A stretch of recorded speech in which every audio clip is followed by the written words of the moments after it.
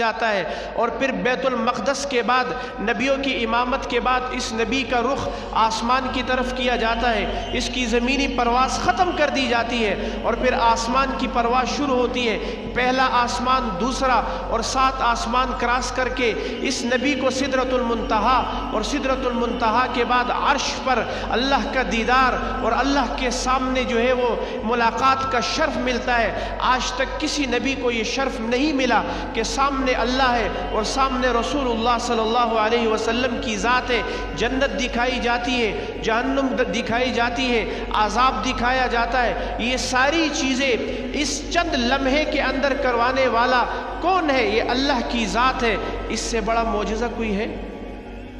یہی معجزہ لے کر جب رسول اللہ صلی اللہ علیہ وسلم آئے تو آپ صلی اللہ علیہ وسلم کے جو نہ ماننے والے مشرک تھے، انہوں نے کیا کہا کہ آج تو محمد کی جو ہے وہ صلی اللہ علیہ وسلم کے ساتھیوں کو اس نبی سے توڑنے کا ہمیں سب سے بڑا پوائنٹ ملا ہے کہ آج ہم محمد کے ساتھیوں کو محمد سے کیا کر دیں گے؟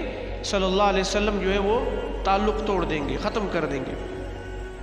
اب ان کے ذہن میں فوراً آیا کہ سب سے پہلے صدیق اکبر رضی اللہ تعالیٰ عنہ کے پاس جایا جائے، ان کو بتایا جائے۔ تو وہ آئے صدیق اکبر رضی اللہ تعالیٰ عنہ کے پاس کہ وہ جو تمہارا ساتھی ہے نا، وہ جس کو تم رسول اللہ کہتے ہو، وہ کہتا ہے میں رات کے تھوڑے سے حصے میں جو ہے وہ زمینی جو ہے بیت اللہ سے بیت المقدس اور بیت المقدس سے زمینی سفر ختم، آسمانی پرواز شروع کرنے کے بعد 7 آسمانوں کے سے کراس کرتے ہوئے، خلا کو چیرتے ہوئے عرش سے ہو کے اللہ کی ملاقات کا شرف حاصل کر کے آئے ہو۔ کیا ابو بکر یہ بات عقل تسلیم کرتی ہے؟ کیا عقل میں آنے والی ہے؟ وہ بھی عقل پرست تھے مشرکین مکہ، وہ بھی عقل کے پجاری تھے، وہ بھی عقل کی میں آنے والی بات کو ہی تسلیم کرتے تھے۔ حالانکہ یاد رکھے، میں ہر جمعے میں تقریباً آپ سے بات یہ کرتا ہوں، دین عقل پر چلنے کا نام نہیں ہے، دین رسول اللہ صلی اللہ علیہ وسلم کے بتائے ہوئے طریقے پر چلنے کا نام ہے۔ وہ ہماری سمجھ میں آئے یا نہ آئے، وہ چونکہ ہماری عقل، ہماری سمجھ، ہماری فہم، ہماری فراست یہ محدود ہے اور اللہ کا علم لا محدود ہے، رسول اللہ صلی اللہ علیہ وسلم کا علم لا محدود ہے۔ اللہ کا علم کلی ہے، ہمارا علم ناقص ہے۔ رسول اللہ صلی اللہ علیہ وسلم کا علم کلی ہے، ہمارا علم محدود ہے، ناقص ہے۔ تو کیا کہا ابو بکر صدیق رضی اللہ تعالیٰ نے؟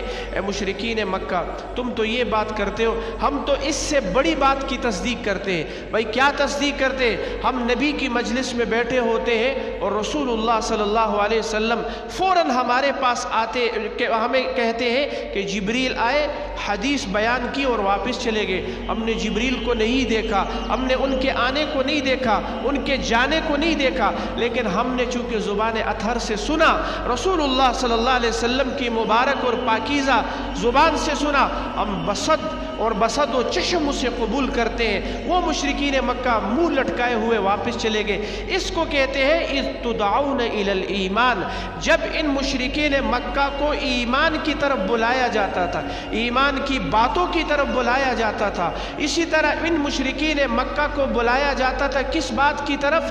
کہ معجزات، چونکہ عقل میں آنے والی چیز نہیں ہے، آپ کوئی معجزہ اٹھا کر دیکھ لیں، نبی کے ہاتھ سے چشمے ابلتے ہیں، یہ عقل میں آنے والی بات نہیں ہے۔ چند آدمیوں کا کھانا سینکڑوں آدمیوں کے لیے کافی ہو جائے، یہ عقل میں آنے والی بات نہیں ہے۔ عرش کا سفر طے کرنا یہ عقل میں آنے والی بات نہیں ہے۔ نبی تھوک ڈالتے ہیں، پانی میٹھا ہو جاتا ہے شہد سے بھی زیادہ، یہ عقل میں آنے والی بات نہیں ہے حضرات محترم۔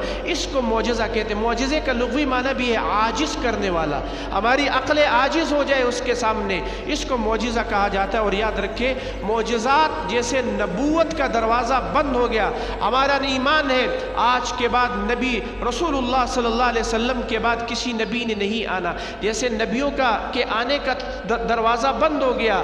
آپ صلی اللہ علیہ وسلم نے ارشاد فرمایا، میری اور سابقہ امتوں نبیوں کی مثال ایسی ہے جیسے ایک آدمی ایک محل بناتا ہے، اس محل کا سارا کام مکمل ہو جاتا ہے، اس محل کے ماتھے پر، اس کے فرنٹ پر ایک اینٹ لگنا باقی رہ جاتی ہے، میں وہ آخری اینٹ ہوں۔ اب نبوت کا محل जो है मुकम्मल हो गया, आज के बाद किसी नबी ने नहीं आना।